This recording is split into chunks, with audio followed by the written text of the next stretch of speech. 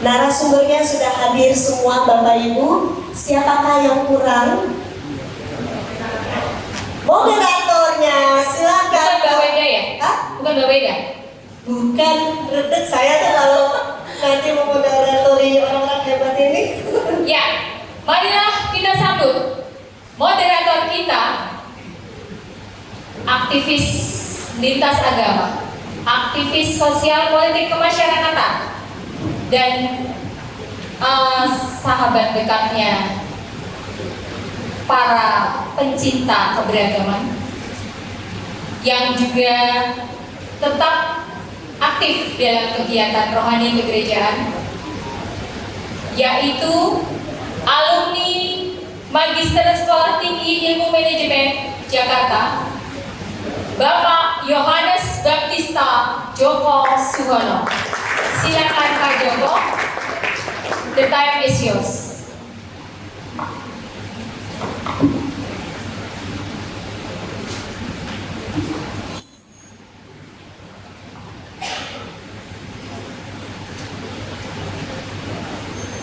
Selamat siang, Majinin dan saya kasih Bapak Ibu Saudara sekalian.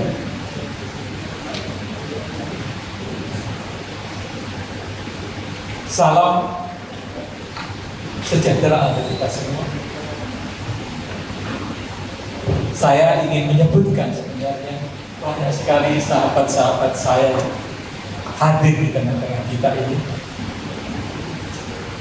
terutama senior saya yang Bapak Eka Wijaya hadir walaupun dalam porsi pribadi Pak Eka ya, tapi beliau senior di agama Konghucu di khususnya di Kota Depok. Nah, untuk mempercepat agar para hadirin tidak terlalu lama, saya perkenalkan singkat para narasumber kita. Saya mulai dulu dari Monsinyur saya. Sebenarnya kalau Monsinyur kita ini, Monsinyur Pak Kalis dulu itu sudah sangat dikenal, tidak perlu dikenalkan. Bahkan tadi Pak Kiai Alek aja sudah sedikit banyak menyinggung. Nah ini yang tanda tanya besar memang bagi kita semua, dan sudah dijawab sebenarnya. Cuma tetap aja dalam hati saya ini sering bertanya loh, mengapa ya Monsinyur saya itu ditangkap menjadi kardinal kok menolak? Saya sebenarnya membayangkan loh, suatu hari Monsinyur kita, mohon maaf, kardinal itu adalah seseorang yang berhak memilih dan dipilih menjadi paus. Coba, saya bayangkan pausnya dari Indonesia. Ini bayangan saya pribadi. Tapi ya sudah. Mohon maaf Romanton ya, saya bayangkan saja. Saya mengenal beliau ketika beliau sebagai magister usia tahun 96, masih rokok ya. Beliau mengadakan sesuatu yang luar biasa, saudara. Diskusi kitab suci, ya. Saya salah satu pengikutnya. Beliau seorang Romo yang membuka wawasan kita. Kitab suci itu bukan sesuatu yang suci harus kita simpan, tetapi kita buka dan kita bisa dalam kehidupan kita. Itu sangat terkenal sekali dalam kehidupan saya. Bahkan sampai beliau menjadi uskup, saya masih mengenang saat-saat indah gitu. Kita bisa berdialog, berdiskusi, bahkan berdebat. Tapi beliau selalu memberi solusi. Bersama waktu itu pastor paroki Vitalis, ya Vitalis, paroki Vitalis. Kami waktu itu masih jadi satu paroki ya, Herculanus dan Baptista Paulus. Saya kira perkenalan itu saja. Beliau lahir di Manggarai, 62 tahun Monsinyur ya. Monsinyur kita doakan tetap sehat terus dan bisa senantiasa menjadi Bapak bagi kita semua. Terima kasih Monsinyur sudah berkenan. Yang kedua, abang saya, Bapak Jasa Purba. Ini dengan saya sudah sering berjumpa. Beliau adalah Ketua Umum MUKI. Nah, MUKI ini Majelis Umat Kristen Indonesia itu sebuah organisasi sosial yang sudah cukup mapan di kancah nasional. Maksud saya sudah ada di berbagai provinsi, berbagai kota dan kabupaten, termasuk di Depok. Hadir pengurus UKI Depok? Hadir. Terima kasih. Nah, yang perlu Bapak Ibu kenal, abang saya ini senator 2 periode. Baru tahun ini dia DPD 2 periode. Kita bayangkan berarti beliau sangat mumpuni ya di bidang sosial politik. Dan juga beliau bukan hanya itu, beliau mumpuni juga dalam bisnis. Saya lihat beberapa perusahaan dalam kendali beliau. Ya, terima kasih abang sudah dengan hadir di tempat kami ini. Mohon maaf tidak ada kekurangannya di tempat promotor dulu. Saya mengakui tempat kami. Juga kehadiran Pak Kiai, terima kasih. Ya. Dan saya yakin Pak Kiai Abdul Wahid ini juga luar biasa karena beliau juga aktivis NU dari muda, pengasuh pondok pesantren di Ciloto kalau mau ya. Berapa banyak santrinya? Banyak ya. Terima kasih atas kehadirannya. Beliau di antara kita sebenarnya paling muda, tapi nggak saya sebut nama kayaknya. Paling muda, dan beliau memang sangat humble sekali, dan saya mau nanti bisa memberikan pencerahan kepada kita semua, sedikit atau banyak silakan. Nah, kita akan mulai dari Monsinyur saya dulu. Silakan. Baik, selamat pagi semuanya.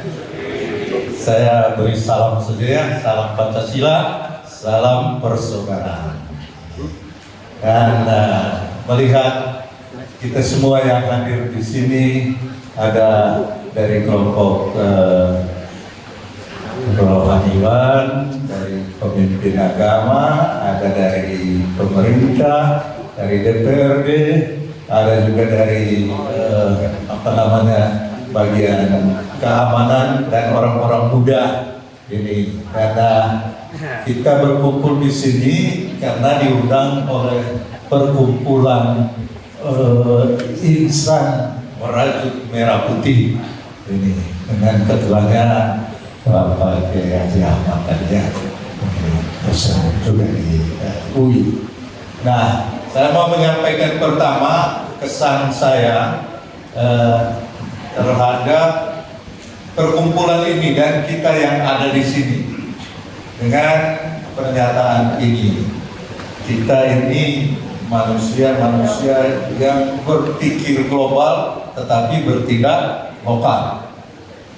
Jadi pikiran kita memang pikiran yang mendunia, dan memang itu panggilan kita untuk memberikan yang terbaik dalam dunia ini, tetapi kita mau melakukan tindakan-tindakan di tempat kita masing-masing, bertindak lokal.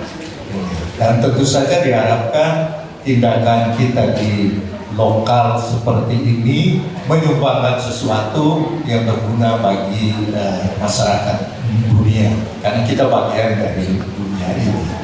Jadi ini saya kira kebanggaan yang harus kita miliki, bahwa kita adalah orang yang punya pikiran, bukan pikiran sempit, tapi pikiran yang mengglobal, tapi kita melakukan tindakan lokal. Nah, itulah juga yang saya harapkan dari pembicaraan kita hari ini. Apapun isi diskusinya, itu bagi saya kita harus berpikir soal harmonisasi dunia ini. Tapi kan harmonisasi itu harus terjadi juga di wilayah lokal kita, karena kita hidup sehari-hari di sini. Kalau tidak, nanti kita akan seperti yang Pak Presiden katakan, jangan hanya omong-omong. Berarti kan kita harus mengambil tindakan lokal kita di tempat kita ini. Nah, itu yang pertama. Yang kedua, sebagai pengantar, saya melihat pertemuan ini sebagai bentuk pencarian jalan kemanusiaan kita, agar kita orang-orang beragama ini menghidupi ajaran dan keyakinan imannya dengan membawa dampak positif atau efek positif bagi kehidupan bersama di negeri Nusantara yang kita cintai ini. Memang dalam pertanyaan yang mungkin lebih menohok ya, atau lebih positif, pertanyaan ialah apakah praksis hidup beragama kita bersama ini membawa kehidupan bermasyarakat yang aman, damai, dan penuh keharmonisan, atau dengan kata yang lebih singkat, kita orang beragama ini menjadi peacemaker atau justru menjadi troublemaker. Ini poinnya. Kalau kita bicara soal keharmonisan kan berarti kita menjadi orang-orang yang menciptakan perdamaian, peacemaker, bukan troublemaker.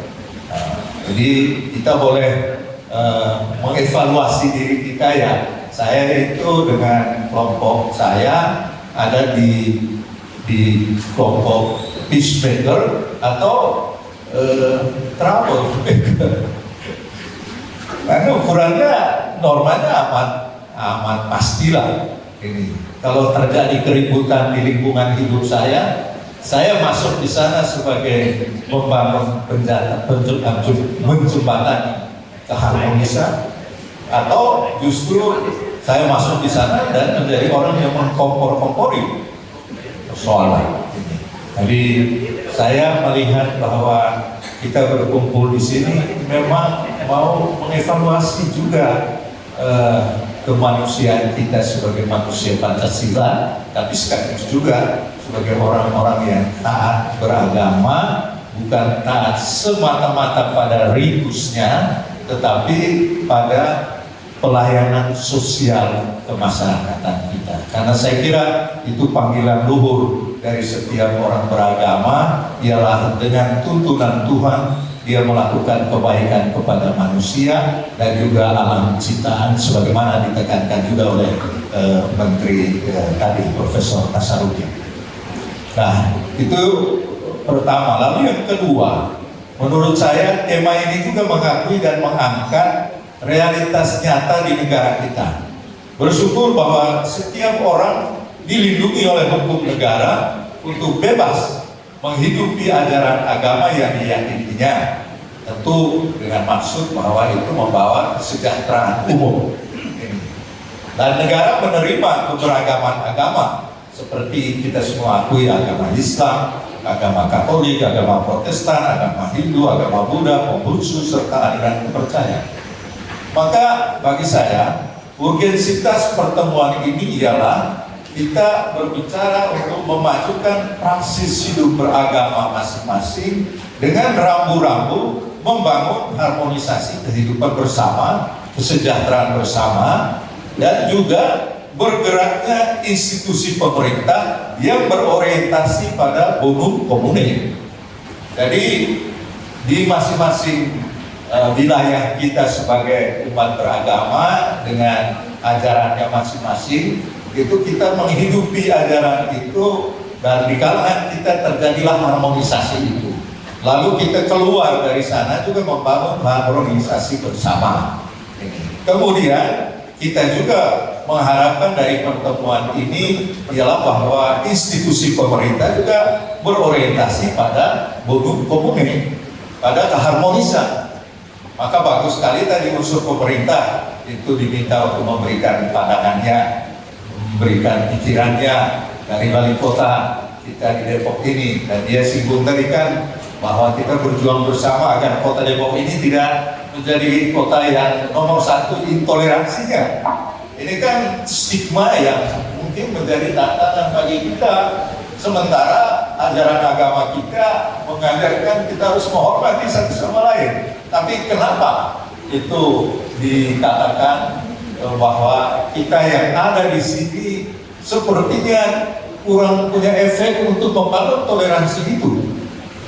Maka jadinya kita dicap sebagai kota intoleransi. Syukurlah belakangan ini katanya sudah mulai berkembang. Sebenarnya soal yang sama kita miliki juga di Bogor, dan kita berjuang. Saya bersama Pak Solia di sana. Kalau di sini ada perkumpulan merah putih, kami di Bogor itu ada yang namanya Pak Solia, Badan Sosial Lintas Agama, dan di dalamnya tokoh-tokoh agama dan juga orang muda kita ajak untuk bersama-sama membangun kerukunan, toleransi, dan membantu bersama dalam karya sosial kemanusiaan.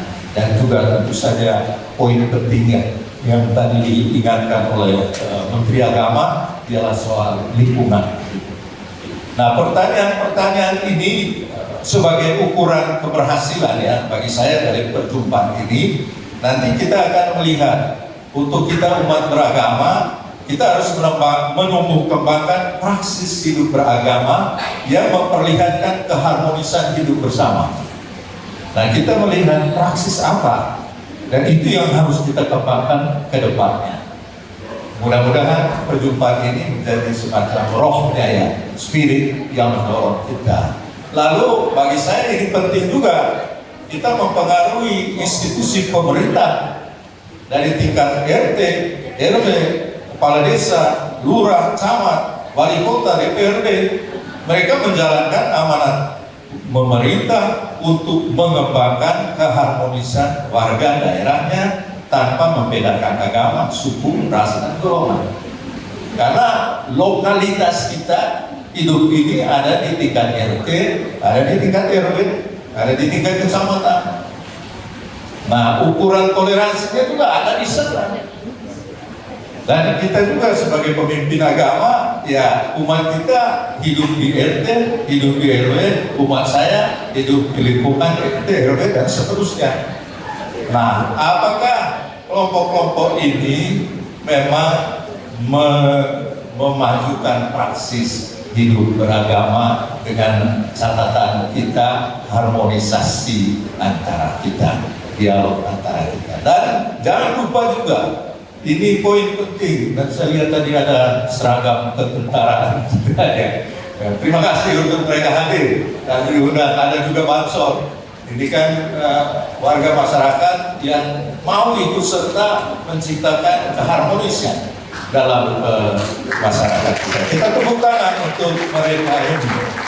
Luar biasa, tentu dengan tekad dan spirit dari organisasinya masing-masing. Kalau dari TNI Polri ya sudah jelaslah dari pemerintah ini bahwa mereka selalu siap membangun kesejahteraan bersama. Maka kalau ada masalah, ya kita berharap bahwa institusi-institusi pemerintah ini mereka punya cita-cita atau mereka punya tekad untuk membangun keharmonisan, bukan menjadi bagian dari troublemaker tadi yang saya sampaikan. Maka bagi saya ukuran apakah kita meneruskan spirit yang kita tinggal bersama di sini nantinya dalam kehidupan bersama itu akan bisa diukur, bisa dilihat apakah kita bertumbuh berkembang melakukan praksis hidup yang menjamin keharmonisan ini atau tidak.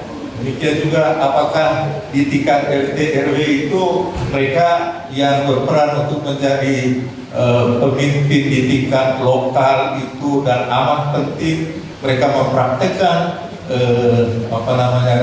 penghargaan terhadap umat beragama lain juga di situ yang adalah warga Indonesia, atau justru tidak.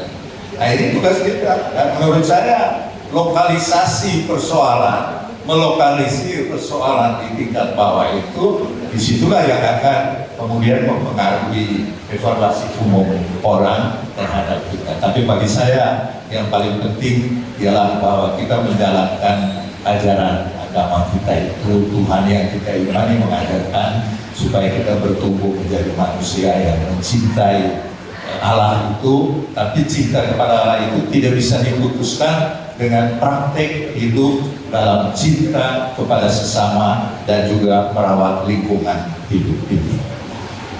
Mungkin yang tambahan saja dari saya, selain yang tadi dikatakan bahwa untuk membangun keharmonisan ini, persis juga tadi disampaikan oleh Menteri Agama bahwa kita perlu berguru pada tokoh-tokoh kemanusiaan yang memperhitungkan perkembangan dunia ini. Dalam hal ini saya sebagai orang Katolik dan pimpinan saya juga ialah Paus Fransiskus yang juga datang ke Indonesia ini dengan membawa spirit agar persaudaraan antar manusia itu sungguh diciptakan, dibangun dengan dokumennya Fratelli Tutti, semua kita adalah saudara. Dan kemudian seperti tadi diungkapkan juga oleh Menteri Agama, juga dokumen ensiklik Laudato Si itu sebenarnya ajakan kepada kita manusia agar kita memperhatikan lingkungan hidup itu.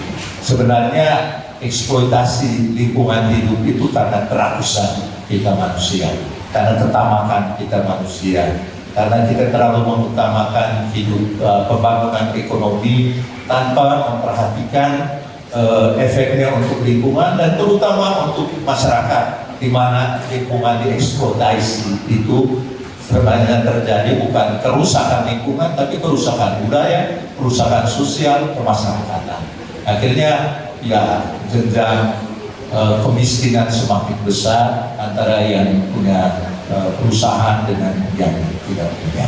Tadi saya kira dengan spirit itu maka saya berpikir ya kita terus memajukan unsur dialog dan kolaborasi antara agama. Saya kira itu poin yang terus kita kembangkan. Kemudian juga kita promosikan itu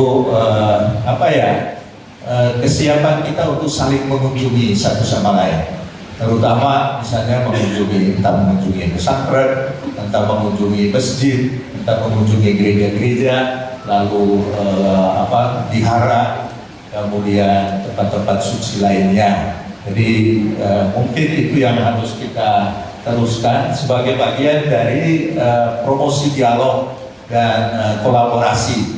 Jadi tidak hanya tingkat pemikiran, tetapi juga aksi lokal ini.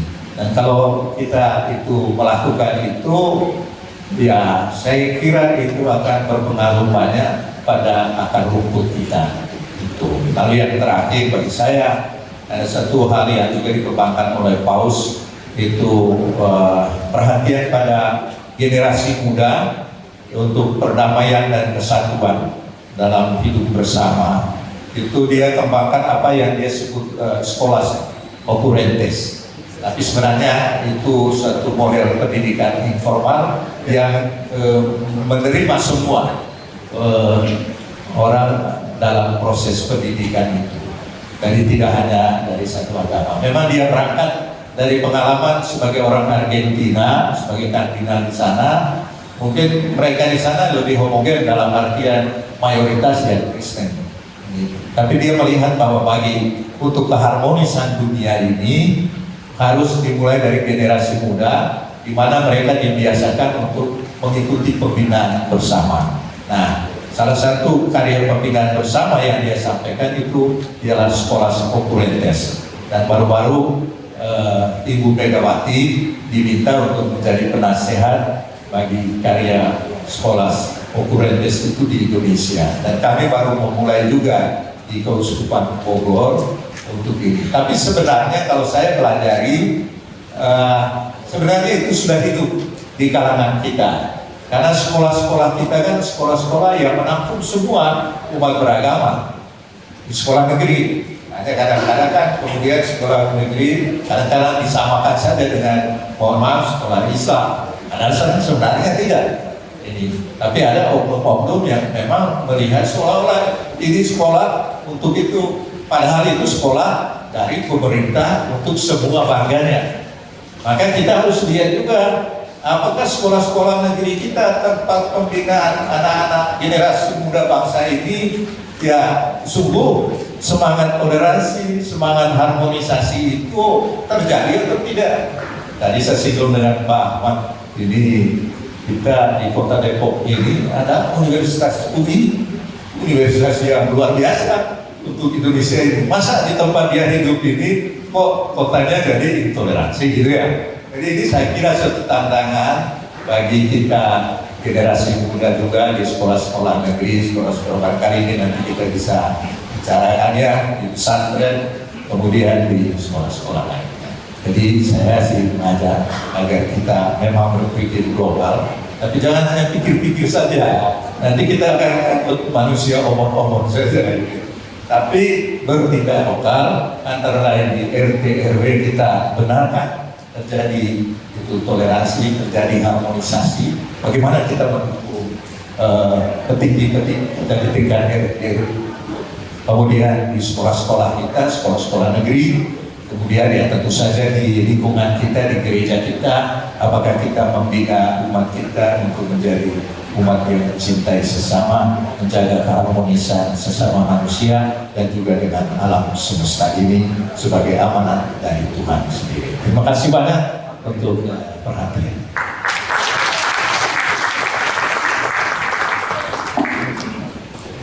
Terima kasih Mas Senior sudah banyak memberikan pencerahan kepada kita semua, dan saya ingin juga tidak berbuang waktu. Saya ingin Pak Kiai dulu, Pak Kiai. Kiai dulu, Pak Kiai, supaya bisa lebih mantap, lebih mudah, lebih bisa menggabung. Pak Kiai ini dari Demak ya, Demak Jawa Tengah.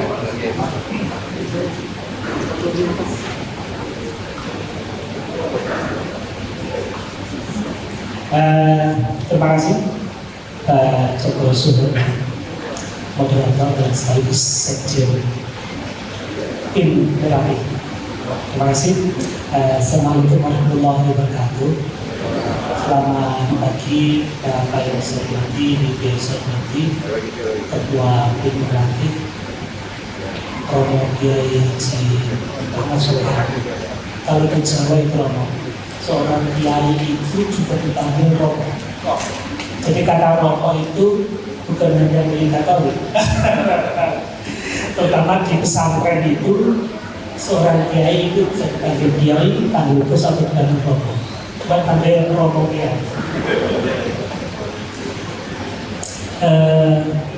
Pada yang terhormat Pak Joko, sekali lagi Monsinyur Pastalis Timo Syukur, Uskup Kausupan Bogor yang saya hormati, Bapak Pendeta di mana? Oke, baik. Pak Casarman Korba, Ketua Majelis Umat Kristen Indonesia, dan saya hormati Pak Handoyo dengan pembina kita, dan saya hormati Pak Ibu yang saya hormati. Saya membuat 7 slide, 7 atau 8 slide yang ingin saya sampaikan secara sederhana di kegiatan ini. Apa sudah tampil? Oke.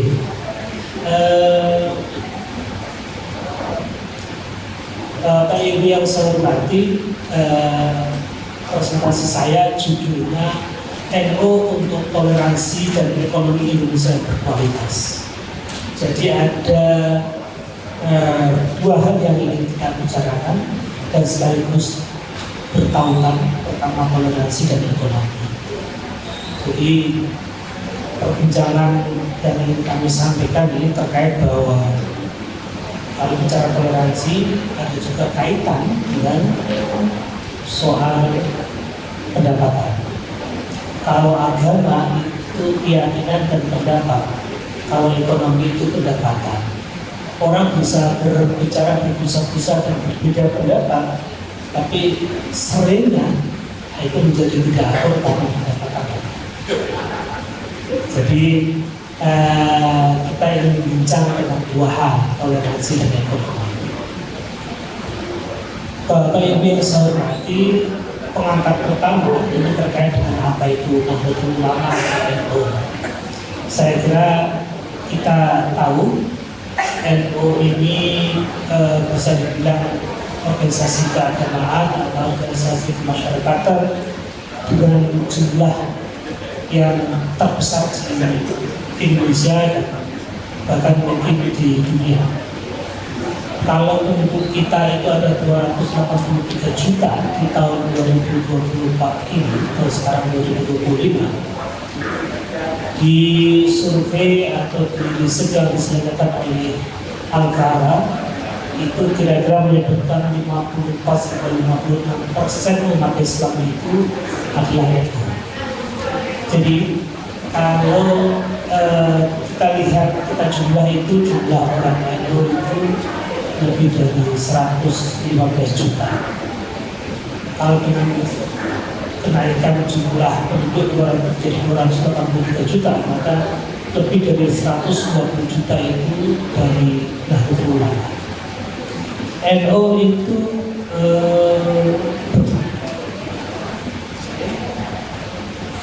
jadi selain merupakan ormas keagamaan terbesar, dia didirikan oleh para ulama.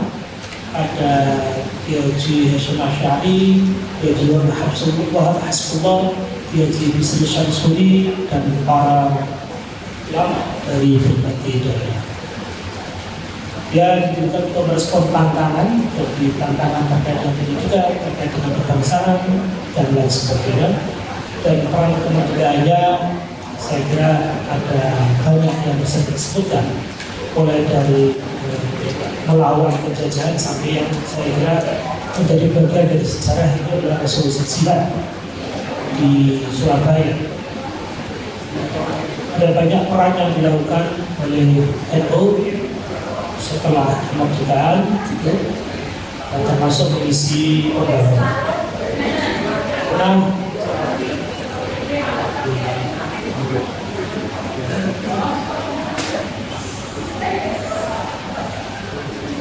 kalau Bapak Ibu yang saya hormati, di slide berikutnya saya itu menaruh jumlah warga NU di Depok. Nah, ini ada data, adanya Mas. Nah, ada data perkembangan agama di Depok dari tahun 2013 sampai 2023, di 11 tahun.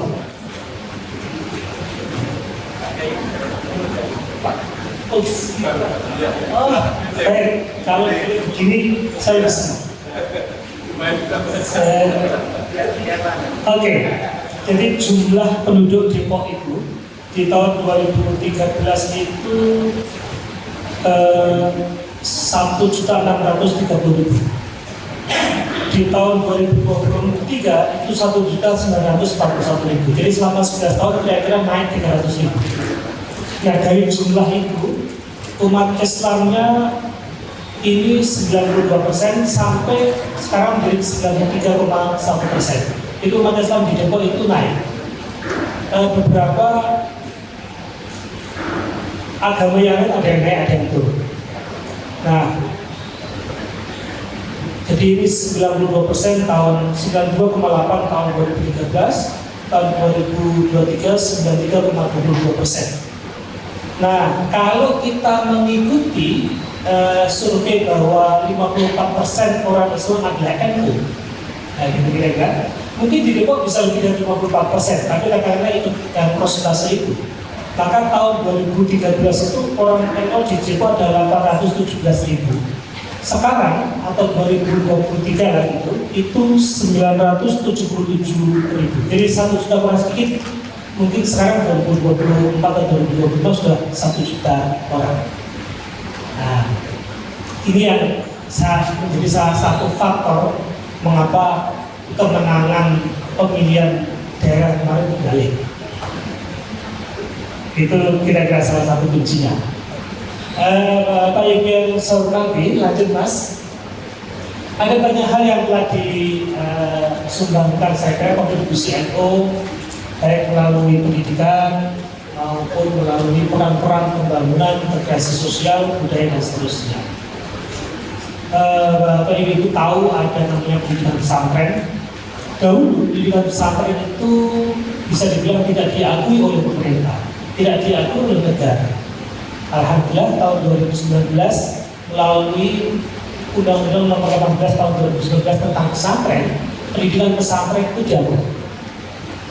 Nah, jadi ini resikonya bagi kami di pesantren itu. Kalau dulu kami itu hanya diwajibkan atau diharuskan bisa membaca tulisan Arab dan bisa berbahasa Arab.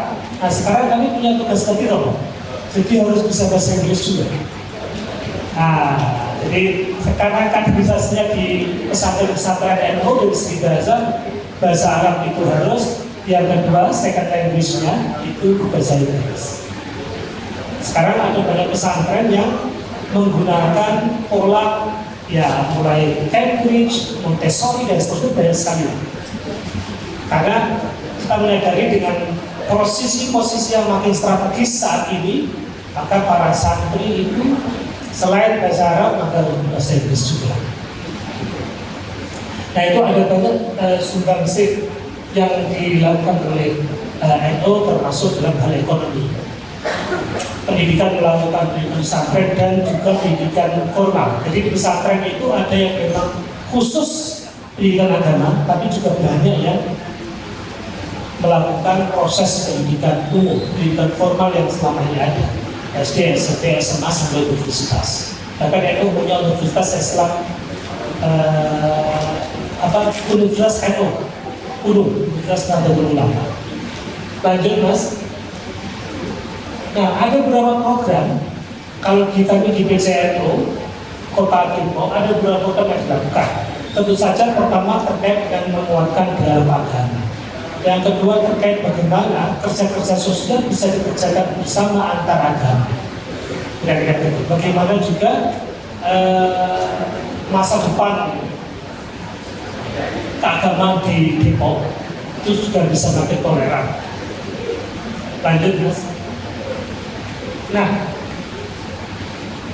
terakhir Bapak Ibu yang kami sampaikan ini terkait dengan refleksi yang sekaligus tadi menjadi hal utama di dalam judul kami.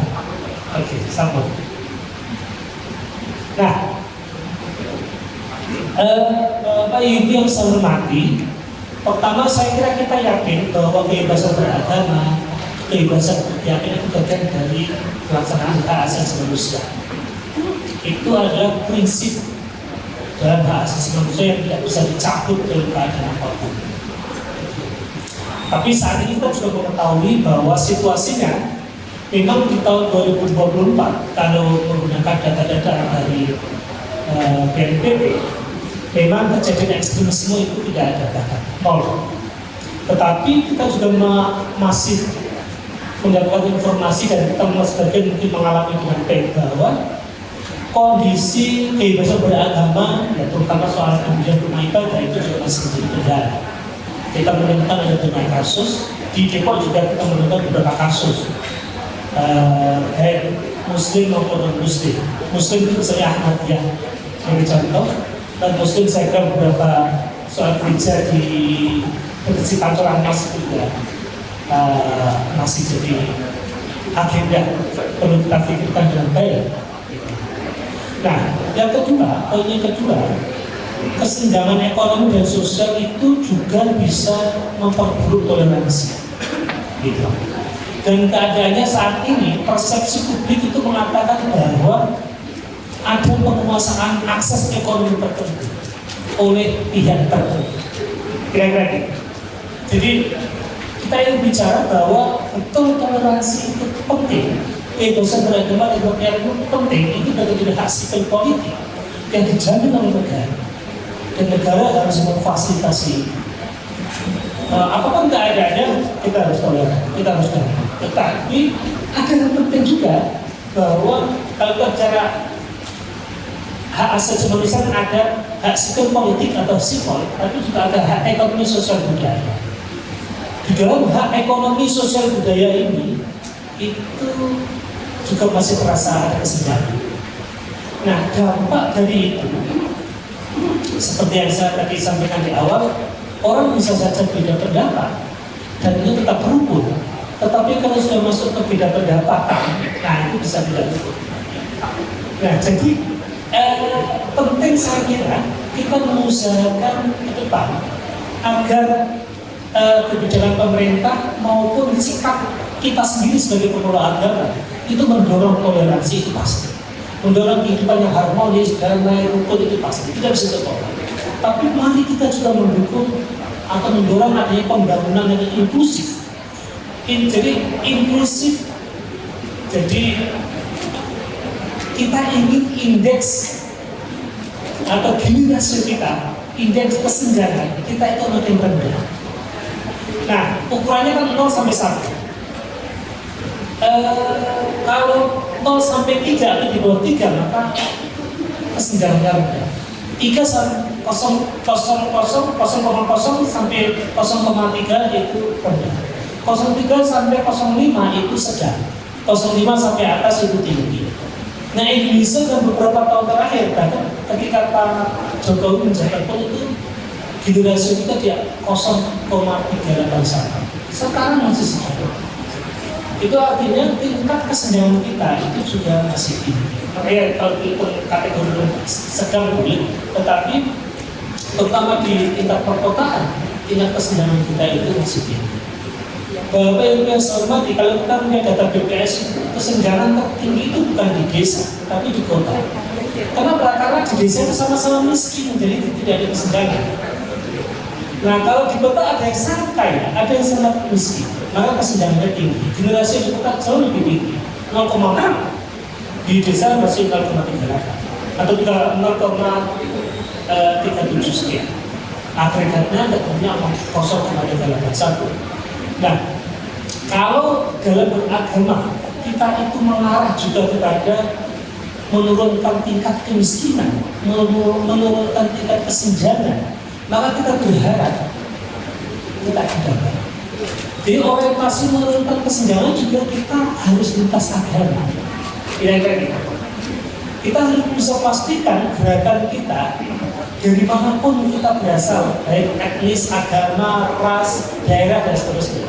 Kalau kita bisa mendorong agar apa yang kita lakukan itu juga mengarah kepada penurunan kesenjangan itu, ya kita berharap ini merupakan sumbangsih yang penting bagi para agamawan. Jadi para agamawan kemudian selain mendorong memberikan pembelajaran kepada umatnya untuk beribadah sebaik-baiknya kepada Tuhan, lalu mengajak bersama kita untuk damai, toleran, saling menghargai. Tapi penting bagi kita semua juga untuk mendorong agar kesenjangan itu bisa kita pulihkan. Saya kira itu. Terima kasih. Terima kasih Pak Kiai Wahid. Terima kasih sekali. Kesenjangan berbeda pendapat boleh, tapi berbeda pendapat ya. Ada kata di sini. Baik, saya tidak akan komentar lebih jauh supaya lebih cepat. Saya persilahkan abang saya. Baik, saya berhormat untuk silakan. Assalamualaikum warahmatullahi wabarakatuh. Selamat siang dan salam sejahtera kita semua. Om Swastiastu, Namo Buddhaya, Salam Kebajikan. Yang kami hormati Kiai dan seluruh pengurus Pati dan Bapak Ibu sekalian, tokoh agama dan rohaniawan. Saya membuat rileks kita untuk mengingatkan beberapa hal tentang harmonisasi. Tapi saya buat semacam simbol saja. Lanjut. Ada disebut terowongan silaturahmi. Jadi kalau kita lihat gambar ini, ada dua gambar yang sangat luar biasa. Satu gambar Masjid Istiqlal, satu lagi gambar gereja katedral. Nah, kenapa ini sangat istimewa? Lanjut. Karena ada dibangun di situ sebuah terowongan yang menghubungkan antara masjid dengan gereja. Dan terowongan ini menjadi ikon.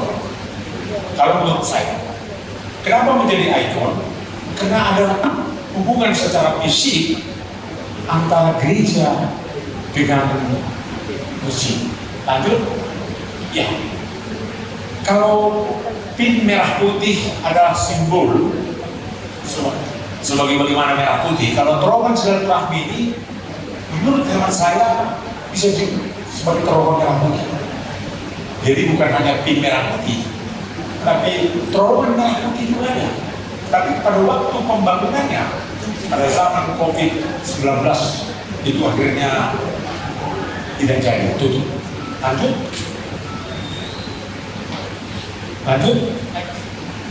Ya. Kemudian saya Menteri Agama nggak hadir. Sesungguhnya beliau salah satu promotor untuk membuat jembatan ini, untuk membuat terowongan. Dan pada waktu ada terowongan itu sangat luar biasa, di mana masjid yang terbesar di Asia Tenggara dengan gereja katedral itu dibangun. Kami dari Muki dan begitu juga dengan tokoh-tokoh agama sudah pernah melakukan kegiatan di sana. Nah, dengan kondisi seperti itu, kita bangun terowongan sesama. Ini yang kita katakan, walaupun itu bukan simbol, tetapi terowongan itu harus kita bangun. Lanjut. Nah, Menteri Agama itu mengatakan, saya dulu minta agar jalanan memisahkan katedral dan Istiqlal itu di taman.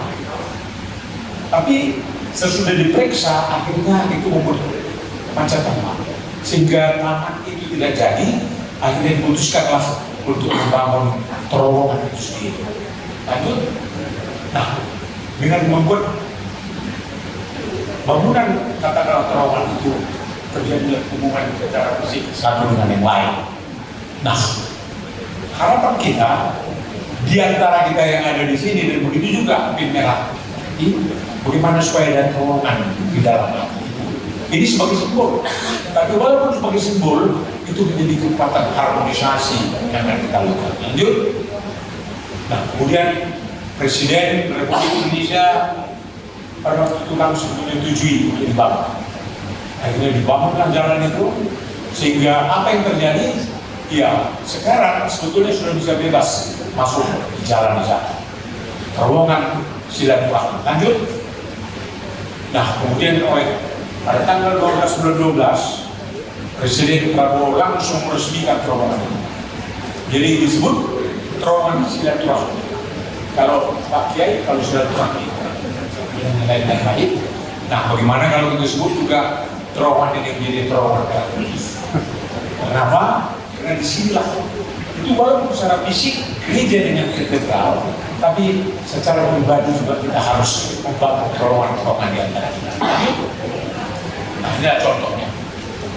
Ada masjid katedral, ada gereja katedral, sama-sama dekat dengan istana presiden. Lanjut.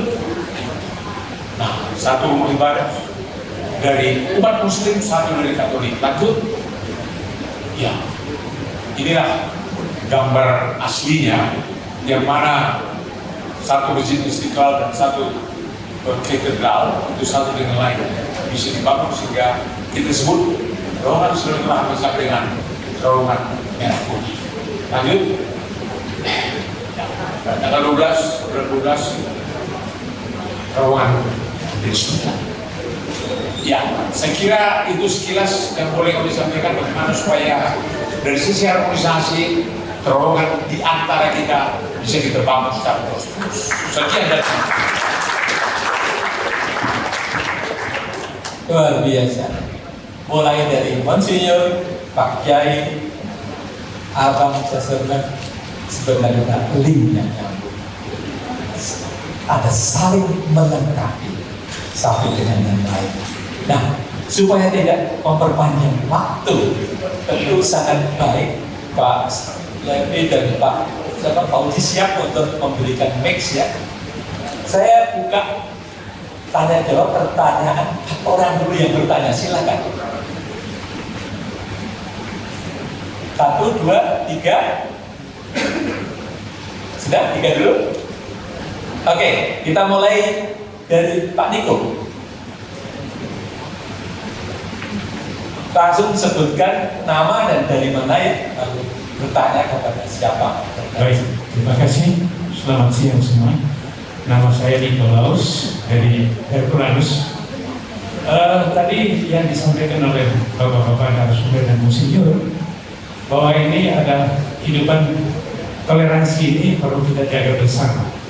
Dan Pak Kiai tadi sampaikan bahwa beda pendapatan itu mempengaruhi toleransi.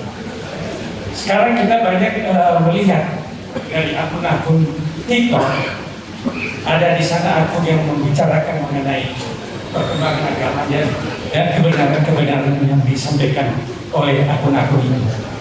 Dan timbul dialog dan banyak gesekan yang saya nonton, itu banyak gesekan terjadi di sana. Dan ini memperuncing masalah yang muncul di masyarakat. Tentunya ini kita tidak harapkan. Dan ini saya minta pendapat dari para narasumber seperti apa harus kita bersikap. Dan apakah mereka ini bisa ditertibkan dengan baik supaya ke depan tidak merusak toleransi yang kita bangun bersama ini. Saya kira itu saja yang bisa saya sampaikan. Terima kasih. Ya. Silakan, Pak.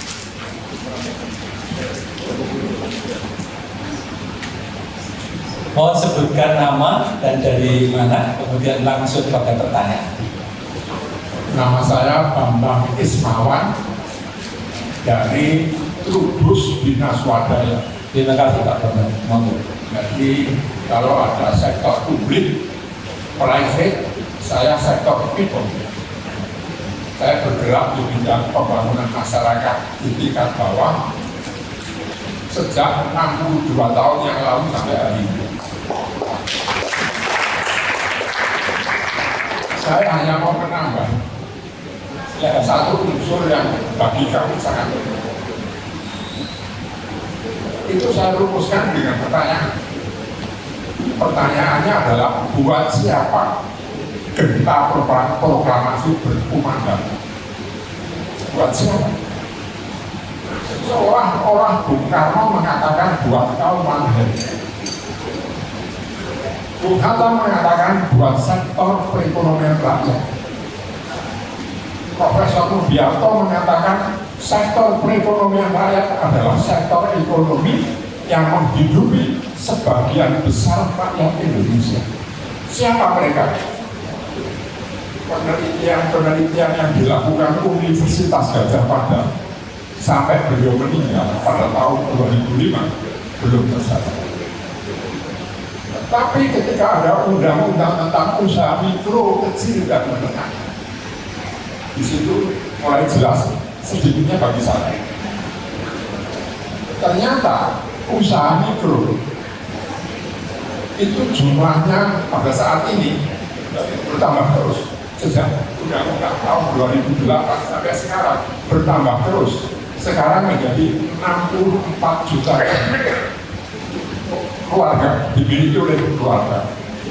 Kalau dihitung setiap keluarga ada 4 orang, barangkali menghidupi 250 juta jiwa di Indonesia. Inilah yang menurut Bank Dunia disebut economically active, orang miskin yang aktif di bidang ekonomi.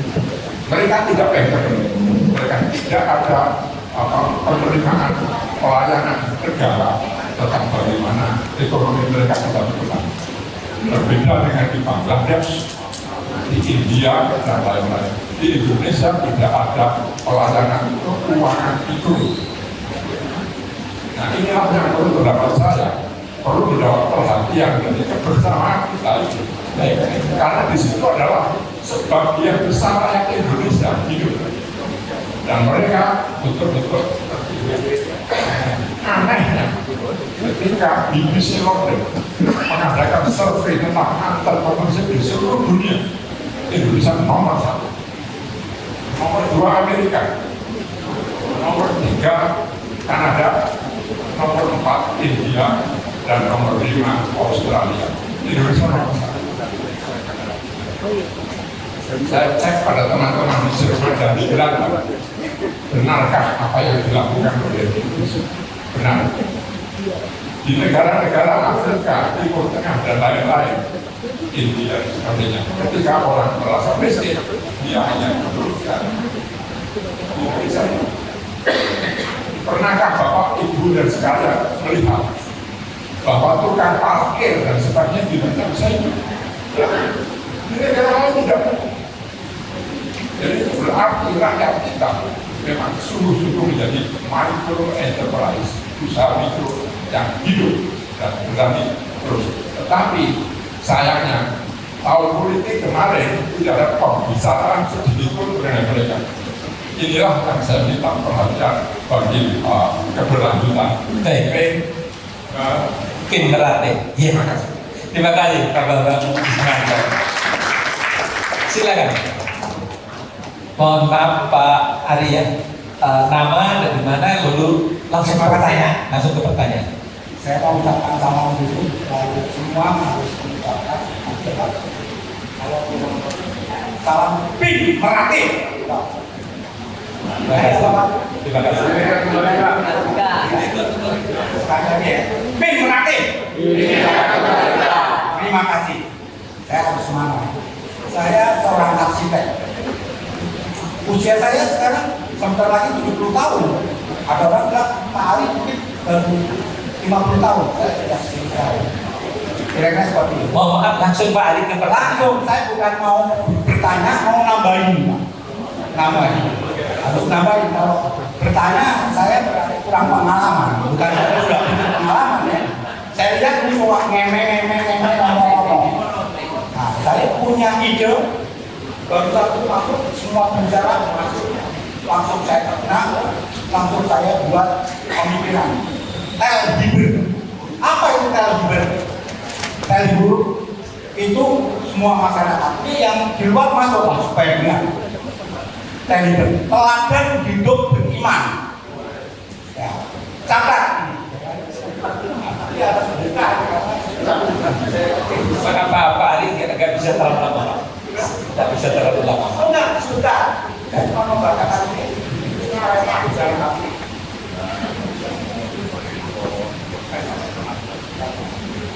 agar memberi kesempatan yang lain dan terlalu panjang.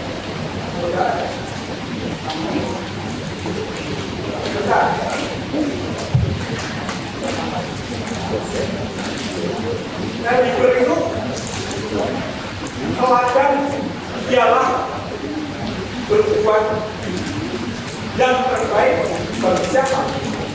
Bagi keluarga, masyarakat, dengan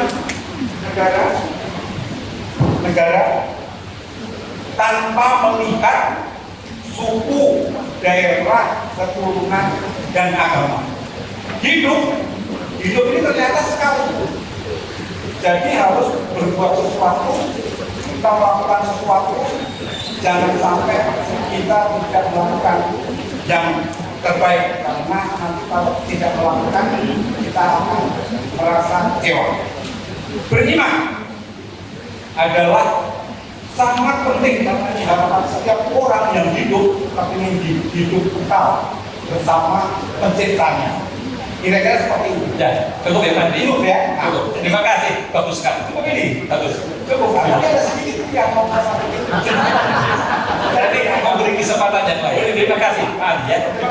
Oke. Belum Pak. Kita jawab dulu. Terima kasih. Tadi pertanyaan dari Pak Niko, saya mohon bisa dijawab. Kalau saya disimpulkan pertanyaannya bagaimana menghilangkan perpecahan-perpecahan yang ditimbulkan oleh medsos, gitu kira-kira. Saya kira-kira ya. Nah, Bapak Presiden dulu nanti Pak Haji. Ya, yang pertama dari Pak Niko tadi ya, itu kan dunia kita sekarang dibagi ke dunia maya dan dunia nyata. Saya kira poin kita adalah kita bukan hidup di dunia maya. Medsos itu mengajak kita untuk hidup di dunia maya yang kadang-kadang tidak komplit, tidak sempurna, karena tidak bertemu dari muka ke muka dan tidak bisa berdiskusi dengan baik. Maka ajakan saya, jangan terlalu percaya apa yang dikatakan dalam TikTok itu. Hiduplah di dunia nyata. Jadi itu yang saya masukkan juga tadi, kita berpikir global tapi bertindak lokal. dengan lokalitas kita, dunia kita ialah dunia nyata, bukan dunia maya. Selain kita bisa saja ikut berkampanye dalam dunia maya itu dengan pikiran-pikiran yang bagus. Mungkin itu satu tugas dari perkumpulan yang ini, yang dipenuhi dengan orang-orang hebat semua ini kan. Jadi itu jawaban saya. Nah, kalau untuk Pak Bambang, terima kasih banyak. Saya kenal baik Pak Bambang ini karena orang Trubus yang hampir seumur hidupnya bergerak di bidang pertanian dan katakanlah ahli di bidang pembangunan desa. Saya amat setuju ya. Bagi saya sebenarnya kota itu tidak terlalu penting. Pembangunan harus ada di desa. Karena kita warga desa, warga lurah. Di kota juga ya orang tinggal di kelurahan yang country. Maka dulu waktu ada undang-undang desa itu saya amat tertarik ya, dan bagus ini. Kenapa urbanisasi ke kota itu besar? Karena desa tidak mau dibangun. Dan kemajuan suatu negara menurut saya di desa itu. Dan saya pernah mengajar orang-orang muda di tempat saya, kalau mau pergi ke kota, pergilah belanja, bukan pergi cari uang di kota. Kita harus membangun desa kita, karena di desa kita punya tanah, punya ini, macam-macam. Bahwa oke lah, pergi ke kota juga, tapi jangan kumpul-kumpul di kota, mencari uang, tetapi sulit sekali. Sementara di desa itu sebenarnya ada. Hanya orientasi pembangunan kita kepada masyarakat desa itu kurang dikembangkan sungguh-sungguh. Mengapa ada masalah migran, perantau yang ke Malaysia, kemana? Padahal negara kita ini negara besar. Tapi karena orientasi dari kita bersama itu mungkin tidak kuat di desa itu, maka ya kita seperti itu. Saya setuju sekali bahwa soal UMKM itu perlu didukung. Kami juga dalam gereja Peruskupan Bogor, kita sedang terus-menerus mendorong supaya UMKM itu diberi tempat, didukung. Ya tentu saja dengan pengalaman kami yang mungkin kurang ahli dalam bidang itu, tetapi yang kita lihat bahwa memang kehidupan ekonomi masyarakat seperti tadi dikatakan, saya setuju sekali bahwa keharmonisan kan terjadi kalau pendapatan juga itu tidak hanya diambil oleh satu kelompok tertentu, tapi oleh masyarakat umum. Tapi kan kita tidak bisa hanya omong saja, kita harus berbuat sesuatu dan tindakan konkret yang menurut saya seperti tadi dikatakan oleh Profesor Bambang itu bahwa kita harus memajukan UMKM itu.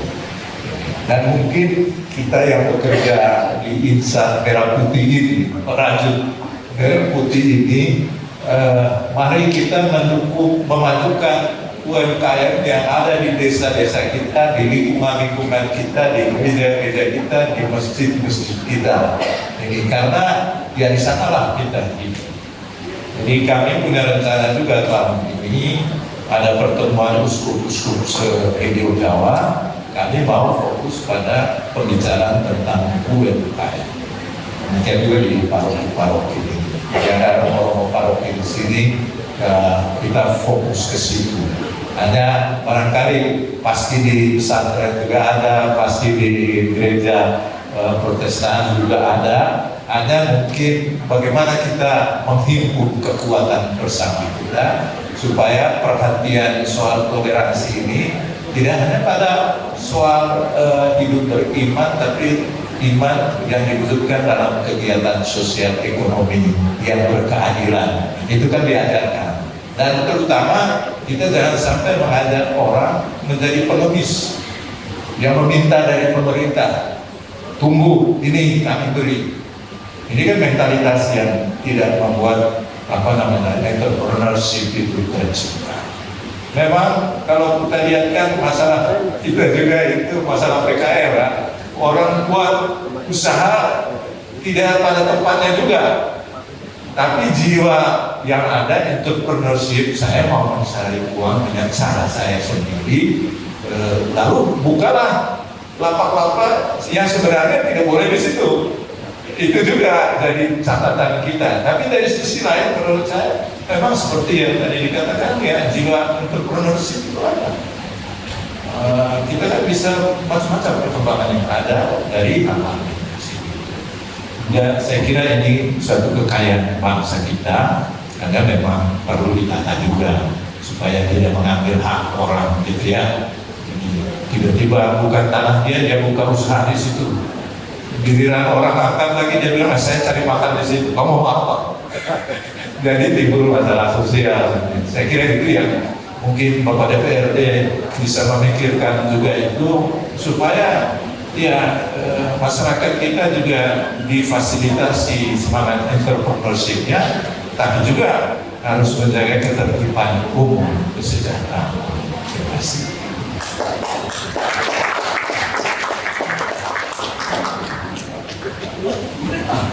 Terima kasih Pak Iko, Pak Iden. Itu kalau yang terkait dengan kehidupan nyata atau tidak nyata Mas sudah diceritakan. Saya masuk ke pesan yang saya sampaikan bahwa sekarang itu garapan para agamawan itu bukan hanya soal teologi, tetapi soal ekonomi juga. Kita harus memastikan umat-umat kita itu sehat jasmani, sehat rohani, dan sehat ekonomi. Itu sekarang harapan para agamawan. Tahun 2024 itu konon kalau mengikuti data BPS itu tingkat kemiskinan kita turun 1 juta. Dari yang 9% sekarang menjadi 8,75% tingkat kemiskinan kita. Tetapi kita catat standar atau ukuran untuk mengatakan seorang miskin berapa. Satu rumah tangga dikatakan miskin jika dia mengeluarkan uang 2,8 juta per bulan atau 583.000 per orang dalam 1 bulan. Itu maknanya kalau satu rumah tangga itu 4 orang rata-rata disebut sebagai miskin ketika satu hari tingkat konsumsinya sekitar 20 atau 25.000 rupiah. Kalau makan 3 kali artinya 1 kali makan itu 7.000 rupiah. Itu baru dikatakan sebagai miskin. Artinya kalau bapak ibu itu makan sehari, makan sekali makan di warteg 20.000 itu sudah tidak masuk kategori miskin. Kira-kira. Jadi untuk ini soal politik, ini soal gimmick ya, gimmick kemiskinan. Jadi kita seorang miskin, tingkat kemiskinan kita itu di bawah 2 digit. Dulu ya, beberapa masa lalu saya kita berhasil di bawah 2 digit, tetapi ukurannya rendah sekali. Maka kalau kita merujuk pada Bank Dunia, itu selalu kalau kita pakai, kita tingkatkan itu jadi 2 kali lipat atau 3 kali lipat.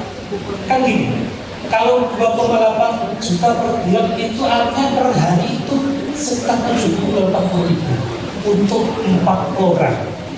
Itu belum menghitung berapa? Hitung makan, hitung sekolah, pendidikan, biaya kesehatan dan seterusnya. Bayangin. Padahal penduduk kita yang mendapatkan premi yang PBI itu, premi untuk BPJS itu baru sekitar 90 juta dari 283 juta. Dan tingkat kesejahteraan kita yang begitu tinggi, dari 60 dengan 0,381% gini rasio kita itu kira-kira sederhananya cara bacanya sekitar 62% kekayaan kita yang dikuasai oleh 1% orang Indonesia. Sebenarnya masih tinggi sekali. Itu gawean, itulah pekerjaan para agamawan kita saat ini. Jadi selain kita mendorong soal tingkat teologinya baik, ibadahnya baik, tapi dalam hal kita beribadah dan dalam hal kita bekerja bersama, kita memastikan bahwa kerja-kerja kita itu bisa berpihak kepada orang-orang tua. Terima kasih. Sebentar Pak Bintan ya, habis ini saya persilahkan Pak Bintan menambahkan tentang. Silakan. Baik. Memang hidup kita saat sekarang ini seperti yang dikatakan oleh Pak Niko, tidak lepas daripada hati. Kalau ditanya di antara kita semuanya ya, langsung kalau sampai yang hatinya hilang atau hatinya yang kelihatan, itu mana nih? Bisa juga. Nah, pertanyaannya, medsos itu ada di sini. Facebook, Instagram, WA, TikTok, macam-macam. Tapi yang Bapak sebutkan dari kita. Nah, dari sisi ini, kita sebetulnya dari sisi dua dunia ini nyata atau khayalan. Nah, kalau menurut saya, ini kita harus mengadakan pendekatan. Pendekatan bagaimana caranya supaya medsos yang katakanlah punya macam-macam sehingga menimbulkan gejolak, ini kita harus ada pendekatan. Nah, dari sisi Pin Merah Putih sendiri, saya kira dari sisi WA-nya aman-aman aja. Tapi kalau juga yang lain banyak yang seperti mau mengganggu dan sebagainya, kalau menurut saya kita harus mengadakan pendekatan saja. Itu yang saya lihat, sehingga apa? Sehingga kalau dikatakan itu mau dibuat semacam undang-undang juga, peraturan juga, itu agak repot. Itu sekilas. Nah, dari sisi pembangunan, saya setuju apa yang dikatakan Monsinyur tadi, bahwasanya pembangunan di Indonesia ini harus memang dimulai dari desa. Dari desa itu, pertanian itu gimana supaya bisa dibangun. Tapi ada tapinya. Ada pembagian ketika saya terus terang beberapa bulan yang lalu ada di Jawa Tengah. Dari sisi pupuk sangat kurang untuk untuk pembagian. Padahal petani itu menginginkan pupuk. Nah, bagaimana caranya? Itulah yang harus pemerintah mengarahkan bagaimana supaya pupuk sampai di tangan petani itu sendiri. Nah, saya kira itu sekilas yang boleh kami sampaikan. Terima kasih. Pak Binton, saya persilahkan menambahkan sebentar tentang UMKM. Silakan.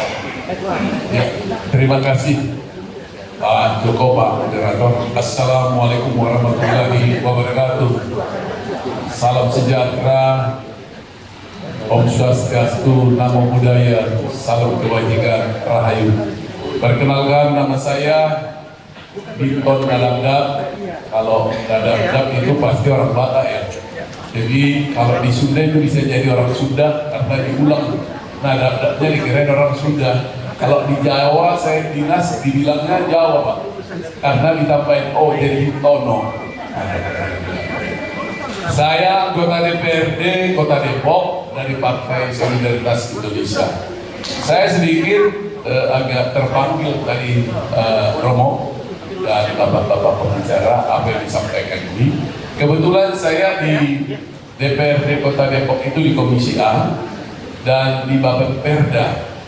Saya 31 tahun kerja di Bank BRI di BUMN, terakhir saya pimpinan di Bandung. Tapi saya terpanggil di usia 50 tahun mengundurkan diri masuk ke dunia politik. Saya sangat banyak tugas di Solo, di Bandung, di Karawang, Cikampek, dan Jogja. Saya mendapat begitu banyak pengalaman soal toleransi dan UMKM. Dua hal ini menarik dalam kehidupan saya, sehingga waktu kampanye kemarin Pak Kiai, Pak Romo, Pak Purba, dan Pak Joko, dan Bapak Ibu sekalian, hanya dua tagline isu politik saya. Pertama, menjadikan Kota Depok kota toleransi terbaik di Indonesia. Walaupun nyali saya waktu itu separuh-separuh sebenarnya. Lalu yang kedua, menciptakan tempat usaha UMKM gratis. Boleh nggak? Pasti boleh. Jadi apa yang disampaikan Romo, saya akan sedikit bahas soal UMKM. UMKM ini saya senang kalau boleh suatu saat Pak Joko sebagai moderator.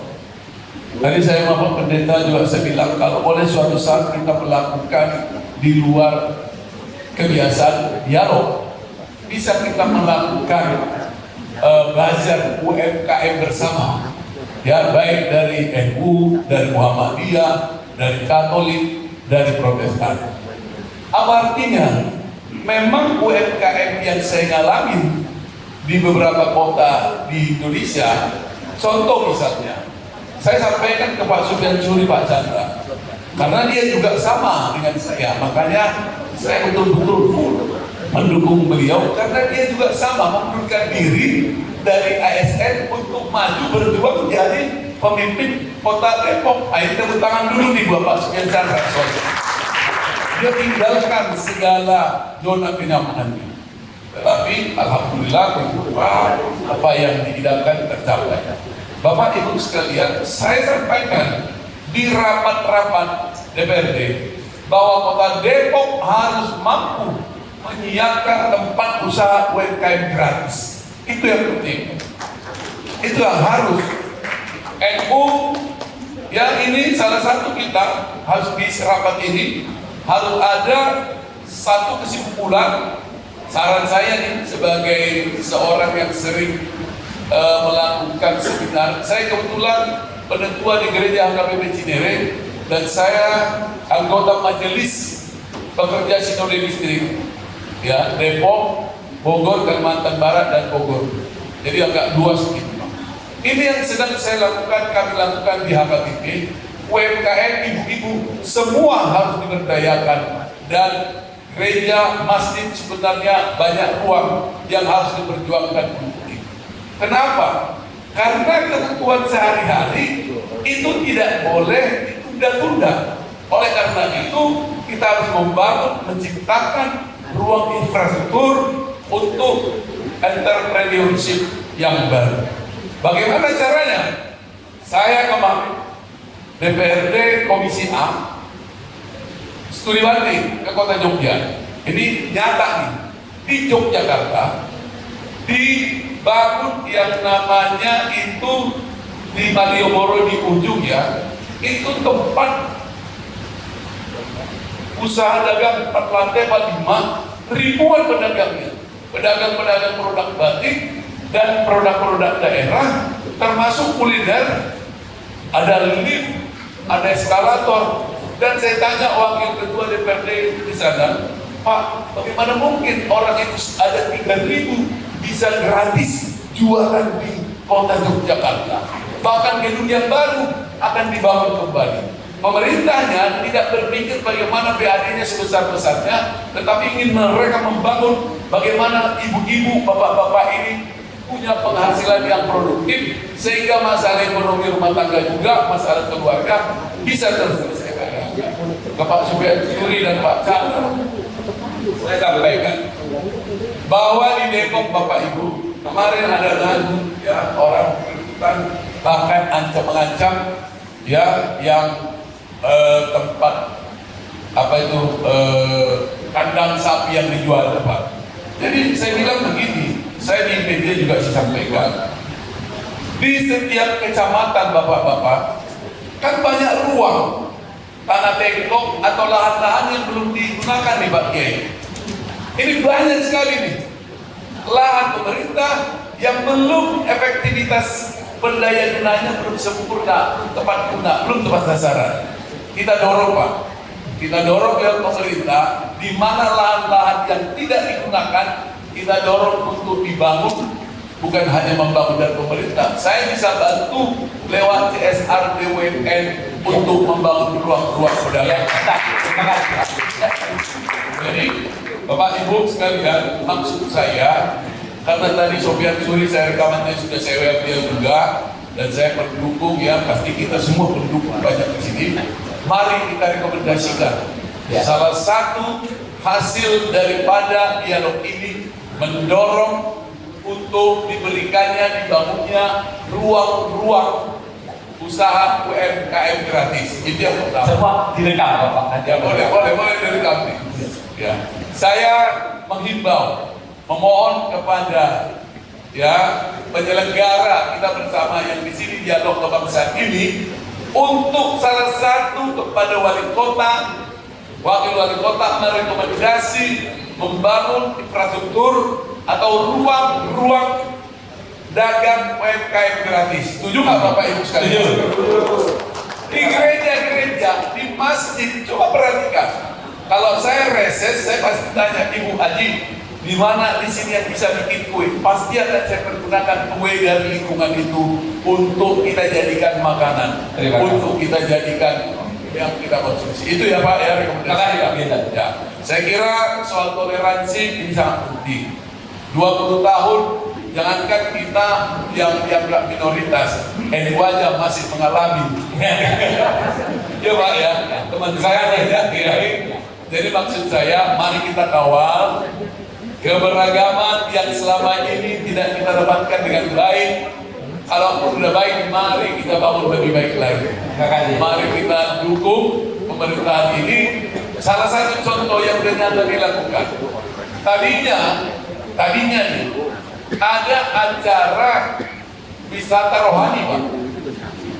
Tetapi karena rohani ini dalam konotasi agama, akhirnya kita rubah. Yang 300 juta per RW itu kita rubah, kita sarankan dari DPP agar dibuat wisata keberagaman. Nah ini yang penting ya, keberagaman. Jadi ini yang bisa saya informasikan buat Pak Romo, Pak Kiai, Pak Purba dan Pak Joko, Bapak Ibu sekalian, bahwa Pak Supian Suri berjanji akan merubah kota Depok menjadi kota toleransi terjadi. Ya, saya kira itu Bapak Ibu, mohon maaf apabila kata-kata saya kurang tepat. Kalau ada nanti yang berkonsultasi ingin mengajak saya jadi pembicara karena UMKM, saya betul-betul pakarnya lah ya. Dan bukan pakar, udah puluhan ribu UMKM udah saya tanda tangan mungkin. Di kota Depok ini saya pernah 4 tahun jadi manajer di sini. Jadi saya kira mari saya akan bantu di gereja-gereja dimanapun di masjid untuk menata BUMN berpartisipasi memberikan CSR-nya terhadap badan-badan gereja, badan-badan masjid dan yang lain-lain agar tumbuh UMKM di kota Depok. Amin. Masalahnya kota Depok belum punya makanan khas Pak. Jadi kalau saya ke Jogja, saya mau beli apa? Kira-kira Ibu? Bakpia. Ya, gudeg saya udah bisa pakai. Udah bisa dibikin packaging yang bagus untuk dibawa jadi oleh-oleh. Kalau ke Padang juga begitu. Kalau ke Medan, beli di Ambon. Walaupun Ambon di sana, Medan di sana. Tetapi Bapak Ibu, boleh 2 menit lagi ya. Apakah di Universitas Indonesia itu, di situ ada anak jenderal dari luar kota, anak gubernur, anak bupati, anak pengusaha datang ke UI, ngantar anaknya masuk kuliah di situ, atau bahkan dari luar negeri? Apa yang terjadi? Mereka beli makanan atau nginap bukan di Depok, malah pergi ke Kemang, ke Jakarta Selatan, Pondok Indah, Radio Dalam dan sekitarnya. Betul nggak Ibu? Pulang dari sini, dia beli apa pulang ke kampungnya? Ya, belimbing juga dalam bentuk mentah. Bapak Ibu, termasuk nanti boleh dikerjasamakan. Mari juga kita ciptakan makanan berkarakter dari Depok, supaya Depok ini, orang pendatang yang dari Depok pulang menemui orang tuanya yang kuliah di UI bisa membawa makanan atau oleh-oleh berkarakter kota Depok. Kalau itu yang terjadi, saya pastikan itu adalah bagian salah satu untuk mendukung kembangkan jenis diversifikasi usaha yang akan ada di kota Depok. Dan PAD kota Depok tentunya tidak hanya 4,2 triliun lagi, saya kira akan terus bertambah-tambah dan akan tercipta masyarakat yang maju dan sejahtera. Saya kira itu. Terima kasih Pak. Terima kasih. Mohon maaf apabila kata salah. Sebagai penutup, wabillahi taufiq wal hidayah. Wassalamualaikum warahmatullahi wabarakatuh. Luar biasa, panjang lebar. Bagaimana Bapak Ibu? Kayaknya sudah cukup siang ya, dan sudah mulai lelah, saya akan memberikan suatu statement akhir. Tentu sebelum statement akhir saya minta sedikit kalimat-kalimat akhir pada 3 orang narasumber kita. Kita mulai balik dari sini. Dari sini dulu. Silakan Pak. Kalimat statement akhir. Terus saya Pak, ini Bapak jangan terus dulu. Masih ada satu pembicaraan saya. Waktunya sudah habis Pak. Saya sudah di ini Pak. 2 menit cukup. Karena saya bicara mau kamu daripada bicara Bapak yang dari pagi 2 menit. Oke, 2 menit ya Pak ya. Oke.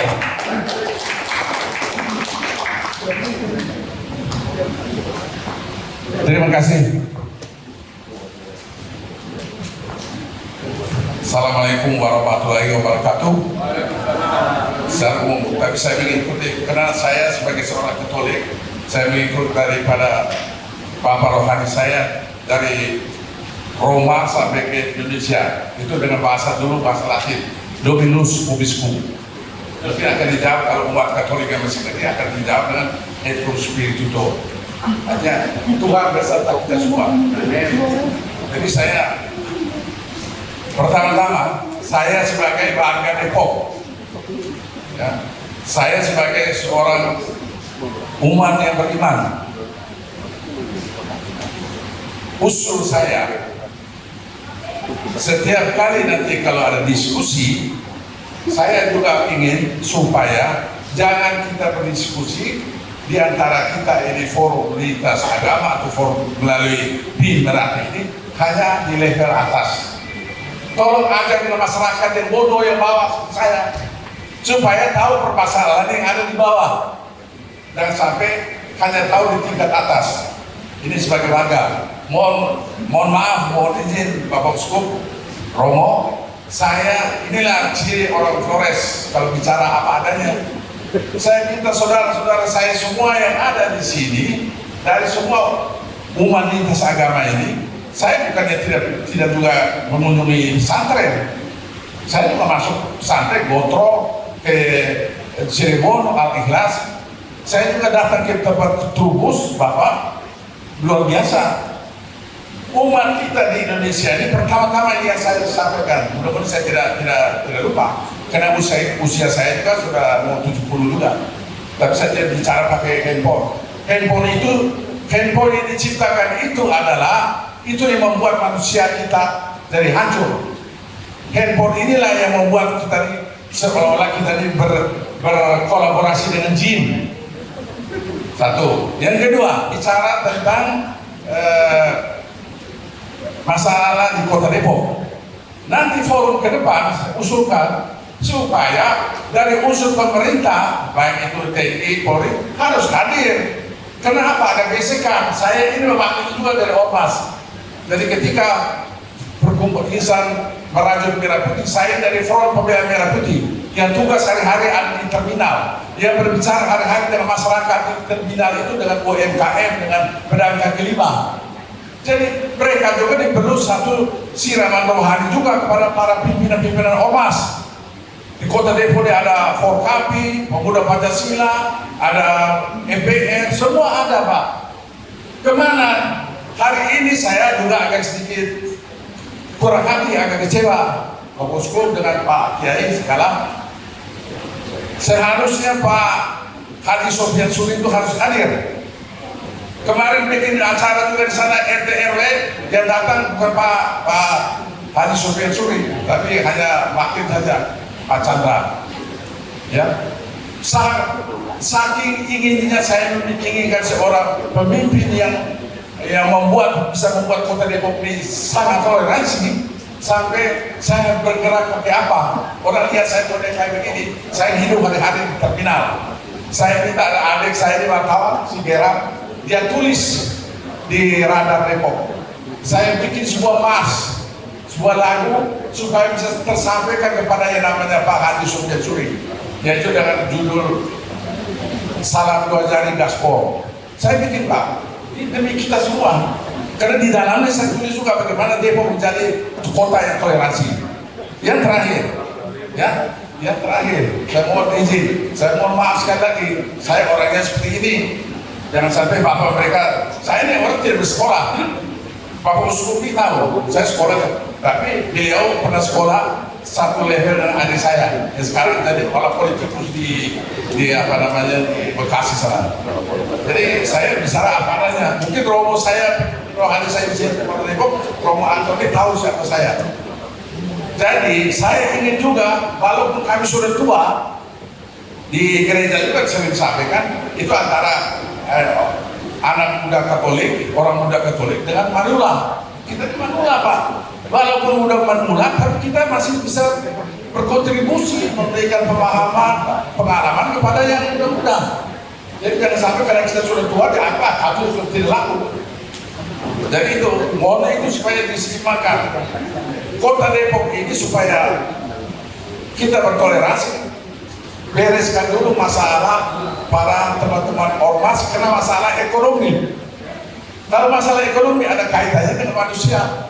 Kita ini supaya jangan sampai lupa bersyukur kepada Sang Pencipta. Kalau dengar bersyukurlah kepada pemimpin founding fathers dulu yang sudah menciptakan Pancasila dan Bhinneka Tunggal Ika sehingga dikenal di seluruh dunia. Itu pemahaman saya seorang yang hanya lulusan SMP. Lalu kemudian manusia harus tahu bersyukur.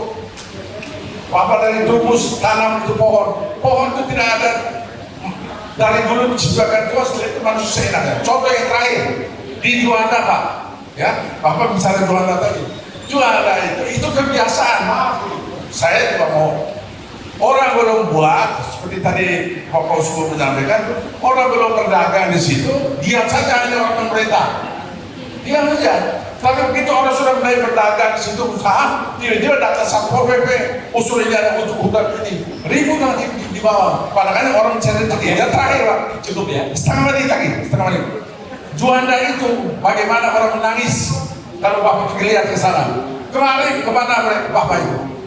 Dulu itu di situ hutan, masih ada rusak di dalam. Tiba-tiba datang begitu orang sudah mulai ada kegiatan ekonomi di situ, mulai datanglah, mulai dari tingkat di atas sampai ke bawah. Orang diusir, kemarin ibu lagi hamil, diusir pakai bulldozer. Jadi minta jangan takut kalau bapak mereka jadi wakil rakyat, jangan takut. Ya, saya ini bukan bicara acara saya menjadi wakil rakyat, tidak. Tolong perhatikan itu. Dari itulah ciri saya mohon maaf sekali. Terima kasih. Terima kasih. Nama saya Bapak tahu, nama saya Agus Beleo. Silakan Pak. Baik, terima kasih. Statement saya merajut merah putih adalah membangun toleransi dan ekonomi kerakyatan. Sekian, terima kasih. Ya, mungkin sebelum pernyataan itu hanya usulan saja untuk sebagai tindakan konkret kita tadi disampaikan oleh Bapak Pintor. Ya, jadi kita kawal supaya apa yang diusulkan itu menjadi nyata. Itu yang pertama. Lalu yang kedua, menurut saya yang tadi disampaikan oleh Pak Kiai itu kepada perkumpulan insan merajut merah putih, coba studi secara ilmiah buat penelitian tentang ukuran kemiskinan. Jadi harus ada hasil konkretnya. Jadi sehingga berkelanjutan kita tahu bahwa memang kemiskinan kita, kesenjangan kita nyata. Lalu bagaimana mengatasinya berdasarkan data ilmiah yang dipelajari oleh perkumpulan insan merajut merah putih ini. Akhir kata, ya saya kembali ke tadi yang saya bilang, berpikir global untuk kesejahteraan masyarakat, tetapi bertindak lokal di RT RW kita, dan siapa yang bertindak maju di sana, ya saudara-saudara di perkumpulan insan merajut merah putih. Salam kebangsaan. Terima kasih.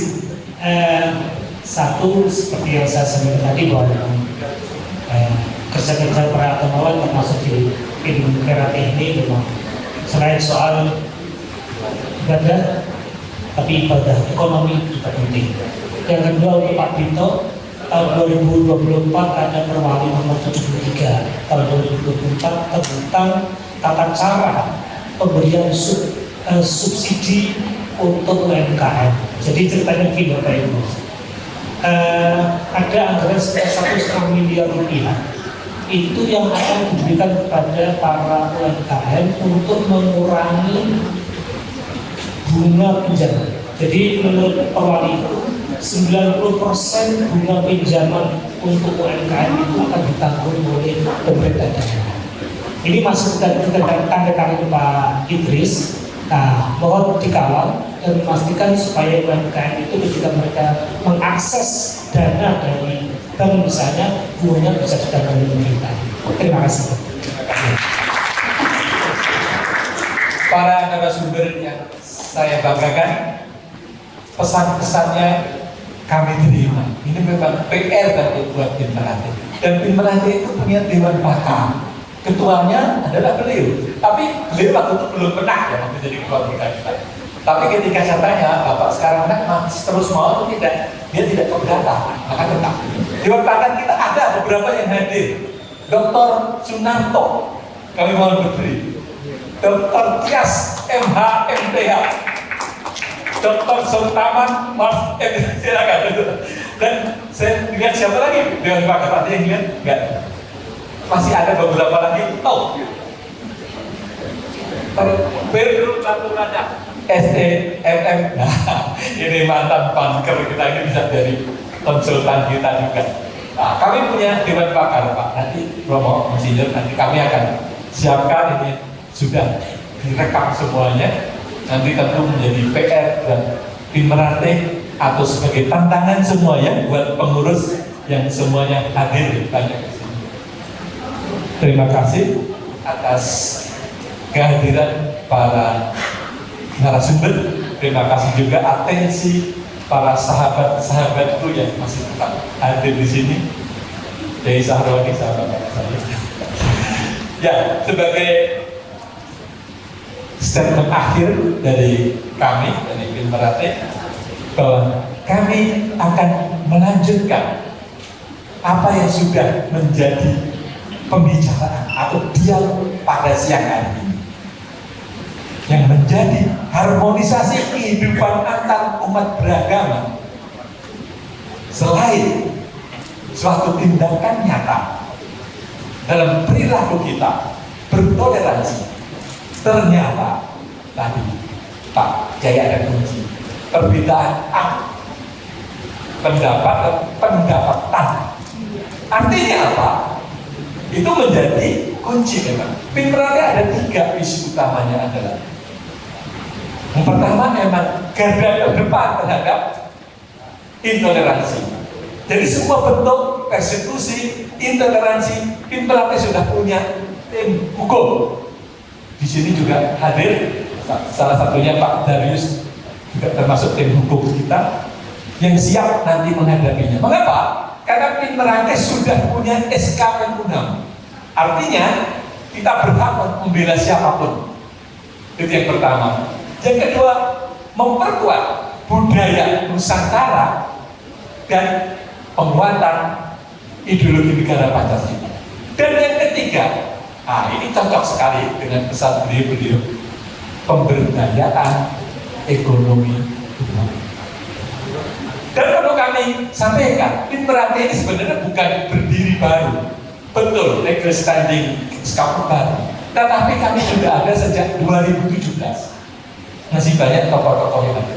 Dulu namanya Gerakan Merajut Kebangsaan. Cuma itu terlalu banyak, tidak bisa dapat izin. 2017 kami adakan acara di PBNU. Lalu Katolik menjadi tuan rumah, kita adakan di Sanggar Prani di Jakarta. Itu dihadiri Monsinyur Ignatius Sunario. Waktu itu belum ada masih Monsinyur.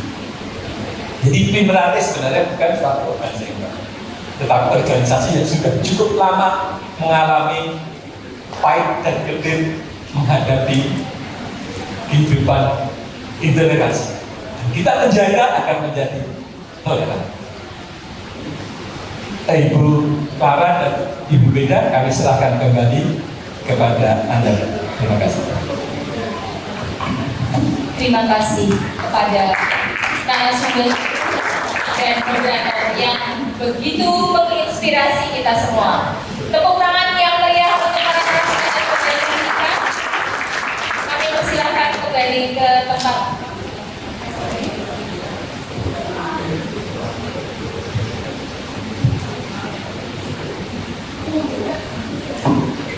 Mbak Weda, Ya, saya kalau kita sudah mendapatkan curahan wawasan, samudera ilmu pengetahuan yang begitu luar biasa, agar kita lebih bisa menghidupkan Indonesia yang Pancasilais dan sungguh Bhinneka Tunggal Ika dalam keberagamannya, berarti kita harus dong memberikan tanda kasih kepada para narasumber kita.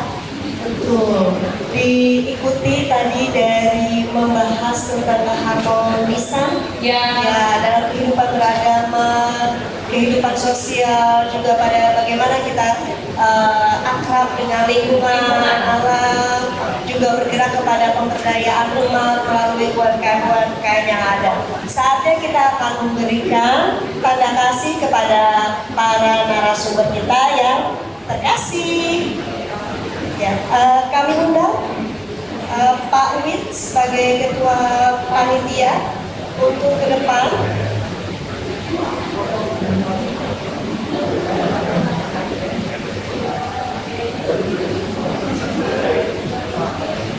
Untuk memberikan tanda kasih kepada Monsinyur Paskalis Nur Syukur OFM.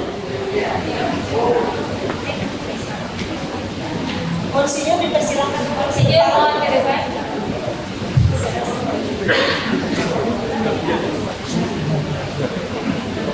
Tim foto dokumentasi mohon bantuan.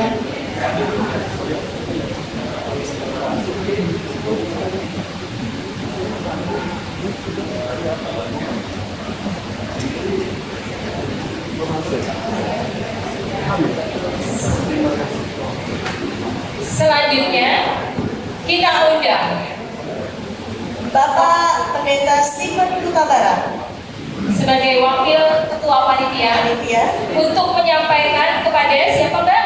kepada Bapak Jaserman Purba. Jaserman Purba. Mohon Pak Jaserman dan Jaserman Purba ke depan.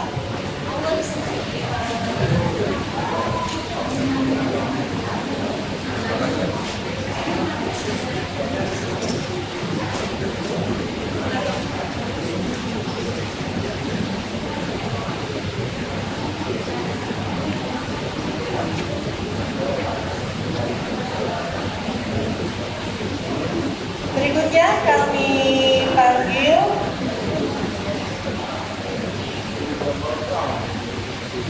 Pater Anton untuk dapat menyerahkan tanda kasih kepada Kiai Haji Abdul Wahid MA.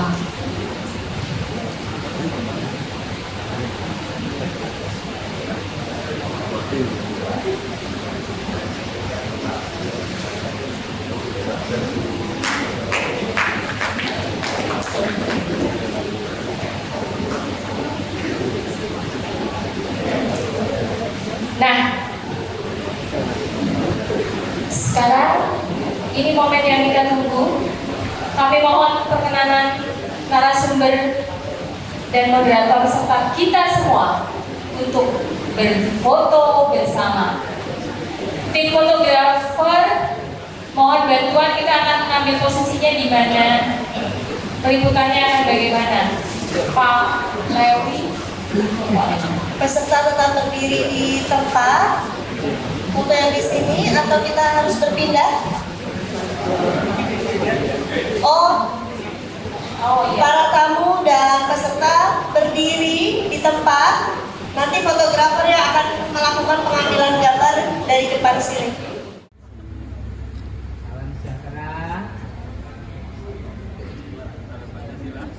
Salam Pancasila. Salam Pancasila.